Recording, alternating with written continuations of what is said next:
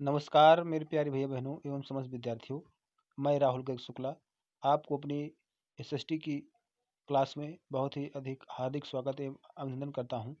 आज मैं इस कक्षा 10 की क्लास में आपको भारत में राष्ट्रवाद का उदय नामक लेसन से कुछ प्रश्नों को सॉल्व कराऊंगा, जो कि पूर्व में सॉल्व कराए गए हैं और उसके आगे और भी प्रश्न हैं जिनको आप समझ पाएंगे। उसके पहले आपसे एक निवेदन है कि आप हमारी इस वीडियो को अत्यधिक लाइक, सब्सक्राइब तथा शेयर करेंगे। चलिए प्रारंभ करते हैं क्वेश्चन संख्या 194 से। तो यह क्वेश्चन है, गांधी जी के नमक के बारे में बताया गया कि गांधी जी नमक कानून किस तरीके से गांधी जी की नमक यात्रा को स्पष्ट कीजिए और सबने अवज्ञा आंदोलन की कार्य योजना बताइए। सबने अवज्ञा आंदोलन जो हुआ था उसकी क्या गतिविधियां थी, उससे यह प्रश्न बताया गया है। तो उत्तर है गांधी जी की नमक यात्रा। गांधी जी की नमक यात्रा किस प्रकार से हुई? तो गांधी जी की नमक यात्रा 12 मार्च 1930 को अपने 78 विश्वस्त कार्यकर्ताओं द्वारा जब वे साबरमती आश्रम से नमक कानून तोड़ने के लिए डांडी नामक कस्बे की ओर प्रस्थान किए, तो गांधी जी ने लगभग 240 किलोमीटर की यात्रा तय किया। 240 किलोमीटर की यात्रा तय करते हैं और 24 दिन में यह यात्रा पूरी होती है। 6 अप्रैल को वे डांडी पहुंचते हैं और उन्होंने समुद्र का पानी उबालकर नमक बनाना शुरू कर दिया। इस प्रकार उन्होंने नमक कानून को भंग किया। अब इसमें एक प्रश्न समझ में आता है कि उन्होंने किस तरीके से यह कार्य किया कि नमक कानून तोड़कर यह दिखाना चाहा कि हम अंग्रेजों का विद्रोह कर रहे हैं। तो इसमें और भी चीज़ें हैं। सबने अवज्ञा आंदोलन की कार्य योजना निम्न प्रकार थी। जो सबने अवज्ञा आंदोलन थी हुआ था उसकी कुछ बातें प्रमुख रूप से हैं। नंबर 1, अंग्रेजों को सहयोग न करना। अंग्रेजों को सहयोग न करना, पहली बात। दूसरी बात, औपनिवेशिक कानूनों का उल्लंघन करना। तीसरा, सरकारी नमक कारखानों के सामने प्रदर्शन करना। चौथा, विदेशी कपड़ों का बहिष्कार करना। पांचवा, शराब की दुकानों की पिकेटिंग करना, अर्थात शराब की दुकानों को एकदम से बंद कर देना या उसका विद्रोह करना। इन सभी 5 बातों से पता चलता है कि सबने अवज्ञा आंदोलन के अंतर्गत विदेशी सत्ता द्वारा जो भी चीज़ें बनाई गई थी उसका विद्रोह किया गया और भारत में स्वराज की मांग की गई। चलिए अगले प्रश्न की ओर बढ़ते हैं। अगला प्रश्न है, सबने अवज्ञा आंदोलन में मुस्लिम लीग की भूमिका की विवेचना कीजिए। तो उत्तर है, सबने अवज्ञा आंदोलन के समय मुसलमानों का एक बड़ा वर्ग कांग्रेस के साथ किसी संयुक्त संघर्ष के लिए तैयार नहीं था, क्योंकि उन्हें भय था कि यदि भारत में बहुसंख्यक हिंदुओं का प्रभुत्व स्थापित हो गया तो अल्पसंख्यकों की संस्कृति और पहचान नष्ट हो जाएगी। अतः इस आंदोलन में मुसलमानों के एक बड़े वर्ग ने भी भाग नहीं लिया। सबने अवज्ञा आंदोलन का मुख्य जो बताया जाता है, इसमें जो बहुसंख्यक थे उनसे और जो निम्न वर्ग के लोग थे उसमें थोड़ा सा दूरियां थी, जिससे क्या देखने को मिला कि उसमें अल्पसंख्यक की जो संस्कृति थी वह पूर्ण रूपेण स्थापित नहीं हो पा रही थी और उसमें मुसलमान भी आंदोलन कर रहे थे। तो ये सबने अवज्ञा आंदोलन का मुख्य उद्देश्य यही था कि विनय पूर्वक अंग्रेजों की बनाई हुई वस्तुओं का विद्रोह करना और सभी धर्म के लोगों को एक साथ लेकर चलना और अंग्रेजी सत्ता के खिलाफ बगावत करना। तो इससे पता चलता है इस सबने अवज्ञा आंदोलन में जो हिंदू थे वो तो साथ दे रहे थे, जिसमें से कुछ अल्पसंख्यक थोड़ा सा विद्रोह कर रहे थे, परंतु जो मुस्लिम थे उन्होंने अपना पल्ला झाड़ना प्रारंभ कर दिया था, तो उसमें वो भाग नहीं देना चाहते थे, परंतु बाद में उन्होंने यह सहमति मान ली। तो इस तरीके से आप समझ पाएंगे कि सबने अवज्ञा आंदोलन में मुस्लिम लीग की भूमिका क्या थी। मुस्लिम लीग के जो संस्थापक माने जाते हैं मोहम्मद जिन्ना को ही प्रमुख रूप से माना जाता है। चलिए आगे बढ़ते हैं अगले प्रश्न की ओर।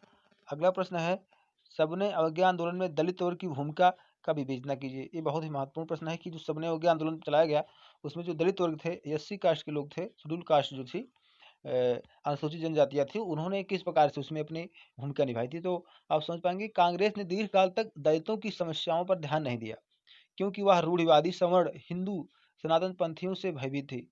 दलित नेता पिछड़े वर्गों की समस्याओं का अलग राजनीतिक समाधान ढूंढना चाहते थे। उन्होंने दलितों के लिए विधानसभाओं में पृथक निर्वाचन की व्यवस्था किए जाने के पर बल दिया। उनका कहना था कि उनका सामाजिक पिछड़ापन केवल राजनीतिक सशक्तिकरण से ही दूर हो सकता है। इसलिए सबने अवज्ञा आंदोलन में दलितों की हिस्सेदारी काफी सीमित थी। महाराष्ट्र तथा नागपुर में दलितों के संगठन के काफ़ी शक्तिशाली थे। जो दलितों का संगठन था बहुत ही मजबूत था, इसलिए इन प्रदेशों में बहुत कम दलितों ने सविनय अवज्ञा आंदोलन में भाग लिया। इस प्रश्न और उत्तर से यह पता चलता है कि मूल रूप से सविनय अवज्ञा आंदोलन के तहत जो कांग्रेस सत्ता थी, कांग्रेस पार्टी थी, वह उच्च वर्ग के लोगों को ज़्यादा महत्व दे रही थी क्योंकि उनकी संख्या अधिक थी। परंतु जो निचले स्तर के लोग थे, जो दलित लोग थे, उनकी संख्या कम थी और वे अपना स्वयं का वर्चस्व चाहते थे और अपने पिछड़े वर्ग को उठाना चाहते थे। इसलिए वे स्वयं का एक सशक्तिकरण चाहते थे। इसलिए वे जो दलित थे, वे इस सविनय अवज्ञा आंदोलन में भाग लेने से कतरा रहे थे, हिस्सेदारी करने से थोड़ा-सा भयभीत हो रहे थे। इससे पता चलता है कि यही कारण था जो इसमें वे भाग लेना नहीं चाहते थे। चलिए अगले प्रश्न की ओर बढ़ते हैं। अगला प्रश्न है, अंग्रेज सरकार ने रॉलेट एक्ट के विरुद्ध सत्याग्रह के विरोध में क्या कदम उठाए? तो उत्तर है, अंग्रेज सरकार ने रॉलेट एक्ट के विरुद्ध सत्याग्रह के विरोध में अग्र कदम उठाए। नंबर 1, रैलियों एवं जुलूसों पर रोक लगा दिया। नंबर 2, अमृतसर के स्थानीय नेताओं का विरोध किया। नंबर 3, दिल्ली में महात्मा गांधी के प्रवेश पर रोक लगा दिया।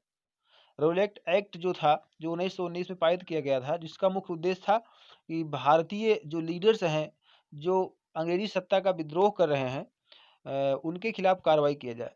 जिससे यह पता चलता है कि यह जो एक्ट लाया गया वो जो है भारतीय क्रांतिकारियों का दमन करने के लिए लाया गया था। चलिए अगले प्रश्न की ओर आगे बढ़ते हैं। यह बहुत ही महत्वपूर्ण प्रश्न है, पूना पैक्ट। हमेशा प्रश्न में पूछा जाता है कि पूना पैक्ट में जो है क्या घटनाएं घटित हुई थी, इस पर टिप्पणी लिखिए। तो इसका उत्तर है, दलितों के प्रसिद्ध नेता डॉक्टर भीमराव अम्बेडकर ने दलितों के लिए विधानसभाओं में पृथक निर्वाचन क्षेत्रों की व्यवस्था करने की मांग की थी। 1932 में ब्रिटिश मैकडॉनल्ड ने अपना प्रसिद्ध सांप्रदायिक पंचाट घोषित किया, जिसके अनुसार दलितों के लिए पृथक निर्वाचित व्यवस्था की गई। गांधी जी ने इसका विद्रोह किया और आमरण अनशन पर बैठ गए। अंत में डॉक्टर अम्बेडकर तथा गांधी जी के बीच एक समझौता हो गया, जिसके अनुसार दलित वर्गों को प्रांतीय एवं केंद्रीय विधान परिषदों में आरक्षित सीटें मिल गई, परंतु उनके लिए मतदान सामान्य नियोजित क्षेत्रों में ही होना था।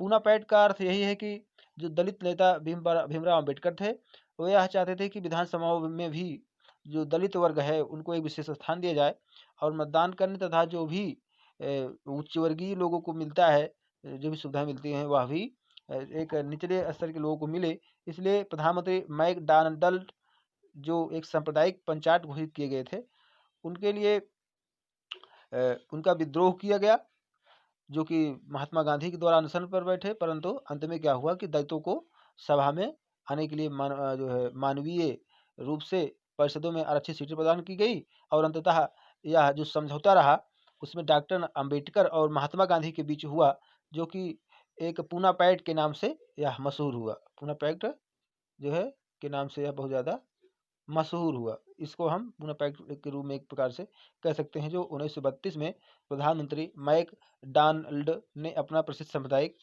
पंचायत घोषित किया था, जिसका जो है दलितों ने के लिए भी पृथक नियोजित व्यवस्था की मांग की गई थी इसमें। चलिए आगे बढ़ते हैं। बहुत ही महत्वपूर्ण प्रश्न है, अल्लूरी सीताराम राजू पर एक संक्षिप्त टिप्पणी। बहुत ही महत्वपूर्ण नेता थे, चलिए इनके बारे में समझते हैं। अल्लूरी सीताराम राजू आंध्र प्रदेश के गुडेम पहाड़ियों में रहने वाले आदिवासी किसानों का नेता था।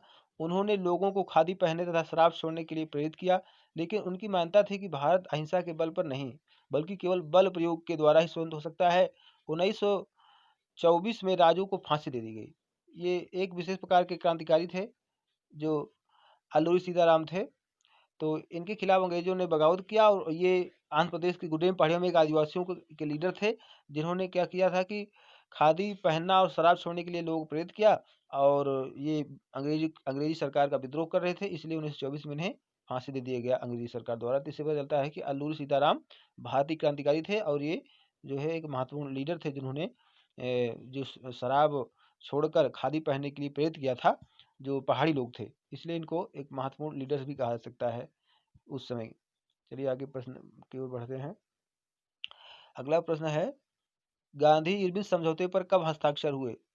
इस समझौते की प्रमुख बातें क्या थी? तो उत्तर है 5 मार्च 1931 को गांधी इरविन समझौते पर हस्ताक्षर हुए। इसके तहत नंबर 1, गांधी जी दूसरे गोलमेज सम्मेलन में भाग लेने के लिए सहमत हो गए। नंबर 2, ब्रिटिश सरकार राजनीतिक कैदियों को रिहा करने पर सहमत हो गई। ये महत्वपूर्ण 2 बातें देखने को मिलती हैं जो है गांधी इरविन समझौता। इसमें गांधी इरविन समझौता में यह पता चलता है कि गांधी जी ने गोलमेज सम्मेलन में भाग लेना के लिए सहमति दिखाई और ब्रिटिश सरकार की राजनीतिक कैदियों को रिहा करने की मांग की, जिससे जो है ब्रिटिश सरकार ने राजनीतिक कैदियों को रिहा करने के लिए सहमत हो गई। जो अंग्रेज और भारत के महात्मा गांधी जो राष्ट्रपिता कहलाते हैं उनके बीच एक समझौता हुआ जो 1931 5 मार्च को हुआ। चलिए आगे बढ़ते हैं अगले प्रश्न की ओर। सबने अवज्ञा आंदोलन में विभिन्न वर्गों और समूहों ने क्यों हिस्सा लिया? उत्तर है सबने अवज्ञा आंदोलन में विभिन्न वर्गों और समूहों द्वारा हिस्सा लेना। सबने अवज्ञा आंदोलन में विभिन्न वर्गों और समूहों ने हिस्सा लिया। उनके सबने अवज्ञा आंदोलन में भाग लेने के निम्नलिखित कारण थे। पहला है संपन्न किसानों के भाग लेने के कारण धनिक किसानों के लिए स्वराज का अर्थ था, भाई लगान के विरुद्ध लड़ाई। दूसरा है गरीब किसान और सबने अवज्ञा आंदोलन गरीब किसानों के लिए स्वराज। स्वराज का अर्थ था उनके पास जमीनें होंगी, उन्हें जमीन का किराया नहीं देना पड़ेगा, व बेगार भी नहीं करनी पड़ेगी, किसी दूसरे की सेवा भी नहीं करनी पड़ेगी। व्यवसायी वर्ग और सबने अवज्ञा आंदोलन अधिकांश व्यवसायी स्वराज को एक इसे युग के रूप में देखते थे जहां व्यापार पर औपनिवेशिक पाबंदियां नहीं होंगी तथा व्यापार व उद्योग बिना किसी रुकावट के प्रगति पर कार्य कर सकते हैं और करते रहेंगे। चौथा औद्योगिक श्रमिक वर्ग औद्योगिक श्रमिक सबने अवज्ञा आंदोलन को उच्च वेतन एवं अच्छी कार्य स्थिति के रूप में देखते थे क्योंकि उनमें कम वेतन दिए जाने तथा असंतोषजनक कार्य स्थितियों के कारण असंतोष व्याप्त था। पांचवा महिलाएं सबने अवज्ञा आंदोलन में इसलिए शामिल हुए क्योंकि उनके लिए स्वराज का अर्थ था भारतीय समाज में पुरुषों के साथ बराबरी एवं ऐसे जीवन की प्राप्ति होना। इस तरीके से 5 पॉइंट के माध्यम से आप समझ सकते हैं कि सबने अवज्ञा आंदोलन में विभिन्न वर्गों और समूहों ने क्यों हिस्सा लिया था, जिससे पता चलता है कि भारत के जितने भी लोग थे वह सब के सब देश को आज़ाद करना चाहते थे क्योंकि सभी लोग कहीं ना कहीं किसी न किसी कारण से अंग्रेजों से बहुत भयभीत और परेशान थे और उनको कई दिक्कतों का सामना करना पड़ रहा था। इसलिए सभी वर्गों ने अपने देश में स्वाधीनता स्वीकार करना चाहते थे परंतु पराधीनता स्वीकार नहीं करना चाहते थे। इसलिए यह प्रश्न आपको समझ में आया होगा। चलिए आगे बढ़ते हैं। अगला प्रश्न है उपनिवेशों में राष्ट्रवाद के उदय की प्रक्रिया उपनिवेशवाद विरोधी आंदोलन से जुड़ी हुई क्यों थी? उत्तर है उपनिवेशों में राष्ट्रवाद के उदय की प्रक्रिया उपनिवेशवाद विरोधी आंदोलन से जुड़ी हुई थी। औपनिवेशिक शासकों के विरुद्ध संघर्ष के दौरान लोग आपसी एकता को समझाने लगे थे। उन्होंने उत्पीड़न और दमन का मिला जुला कर मुकाबला किया था। इसने विभिन्न समूहों के लोगों को एकता के सूत्र में बांध दिया था। उन्होंने महसूस किया था कि औपनिवेशिक शासन को समाप्त किए बिना उनके कष्टों का अंत नहीं होगा। इस विचार ने भी राष्ट्रवाद की भावना को बढ़ावा दिया। इससे समझ में आता है कि उपनिवेशों में राष्ट्रवाद की उदय की प्रक्रिया उपनिवेशवाद विरोधी आंदोलन से जुड़ी हुई क्यों थी। जिससे पता चलता है कि भारत में जो विदेशी आए थे वो मात्र केवल व्यापारिक दृष्टिकोण से आए थे परंतु उन्होंने यहाँ पर कई प्रकार के औद्योगिक केंद्र स्थापित करके और इसको कब्जा करने का प्रयास किया जिससे भारत में एक राष्ट्रहितकारी प्रक्रिया जन्म लेती है और जिससे लोगों के अंदर यह विद्रोह की भावना उत्पन्न होती है कि वह उपनिवेशीय राष्ट्र से निकलकर अपने स्वयं के राष्ट्र की स्थापना करें। चलिए आगे बढ़ते हैं अगले प्रश्न की ओर। अब इसमें आप इतना समझ पाए होंगे। चलिए इस प्रश्न के बाद हम आपको बताएंगे कि आगे आप किस तरीके से पढ़ाई करते रहेंगे। पहले विश्व युद्ध ने भारत में राष्ट्रीय आंदोलन के विकास में किस प्रकार योगदान किया? उत्तर है भारत में राष्ट्रीय आंदोलन के विकास में प्रथम विश्व युद्ध के योगदान का वर्णन निम्नलिखित बिंदुओं के अंतर्गत किया जा सकता है। पहला है करों में वृद्धि। प्रथम विश्व युद्ध के कारण रक्षा व्यय में अत्यधिक वृद्धि हुई। इस खर्चे की पूर्ति के लिए सरकार ने करों में वृद्धि कर दिया, सीमा शुल्क भी बढ़ा दिया गया तथा आयकर नामक नया कर भी लगाया गया। इससे भारतीयों में घोर असंतोष व्याप्त हो गया जिससे यह पता चलता है कि राष्ट्रवाद को बढ़ावा दिया जाना जरूरी था। नंबर दो पॉइंट है मूल्यों में वृद्धि। प्रथम विश्व युद्ध के दौरान कीमतें लगभग दोगुना हो चुकी थी। बढ़ते हुए मूल्य के कारण जनसाधारण की कठिनाइयां बढ़ गई और उन्हें जीवन निर्वाह करना भी कठिन हो रहा था। तीसरा है सैनिकों की जबरन भर्ती। प्रथम विश्व युद्ध में गांवों में भारतीय नाविकों को सेना में जबरदस्ती भर्ती किया गया। इससे ग्रामीण क्षेत्रों में आक्रोश व्याप्त हो गया। इस तरीके से चौथा पॉइंट है आप समझेंगे मुख्य रूप से दुर्भिक्ष और महामारी का प्रकोप देखने को मिला। 1918 से 1919 तक 1920 से 21 में देश में खाद्य पदार्थों की कमी हो गई। उसी समय फ्लू की महामारी फैल गई। दुर्भिक्ष तथा महामारी के कारण 120 से 130 लाख भारतीय मौतें हो गई। नंबर 5वां पॉइंट है क्या कहते हैं, जनता की आकांक्षाएं पूरी न होना। भारतीयों को आशा थी कि प्रथम विश्व युद्ध की समाप्ति के पश्चात उनके कष्टों और कठिनाइयों का अंत हो जाएगा, परंतु उनकी आकांक्षाएं पूरी नहीं हुई। इसका कारण भी भारतीयों में घोर असंतोष व्याप्त हुआ था। इससे भी राष्ट्रवाद की विकास प्रगति में योगदान मिलता है। तो इन समस्त कारणों से पता चला कि उस समय जो प्रथम विश्व युद्ध हुआ था 1914 से 18 के बीच, तो उससे भारत में भी बहुत अधिक मात्रा में लोगों को लाभ नहीं प्राप्त हुआ, क्योंकि ब्रिटिश सरकार ने भारत में यह बात तो रखी थी कि जो हम यहाँ से कुछ जो है सैनिकों को ले जाएंगे और ब्रिटिश सरकार की तरफ से युद्ध में फ्रांस की तरफ से वहाँ युद्ध करवाएंगे और जीतने के बाद हम भारतीय लोगों को आज़ाद करवा देंगे और इनको आज़ाद होने की मांग करेंगे। परंतु ऐसा कुछ हुआ नहीं। वहाँ से जीतने के बाद भारतीयों से कर वसूल अधिक से अधिक मात्रा में कर वसूला जाने लगा और लगान बढ़ा दिया गया, जिससे भारतीयों में असंतोष व्याप्त हो गया, जिससे इन लोगों ने राष्ट्रीय आंदोलन का कार्यक्रम प्रारंभ किया, जिसमें इनको बहुत अधिक लाभ भी प्राप्त हुआ और अंग्रेजों के खिलाफ यह जो भी समस्याएं थी दूर करने के लिए इन लोगों ने प्रगति के लिए कार्य किया। तो इस तरीके से आप कुछ प्रश्नों को समझ पाए होंगे जो कि कक्षा 10 की एसएसटी की क्लास में रहे, और यह एक ऑब्जेक्ट कह सकते हैं कि वन लाइनर प्रश्न है।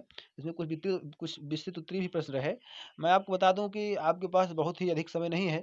जो कक्षा 10 की क्लास को अध्ययन कर रहे हैं उनके पास मात्र 3 या 4 महीने हैं, उसके बाद उनका एग्जामिनेशन हो जाएगा, जिसके पहले जो 30% कम करके कुछ विषय कम किए गए हैं। हर विषय में देखिए तो एसएसटी में भी आपको 30% कम किया गया है, जिसको आपको थोड़ा सा कम पढ़ना होगा, परंतु आप लगातार पढ़ते रहिए और यह ध्यान देते रहिए कि आपको कौन सा विषय कितने घंटे पढ़ना है।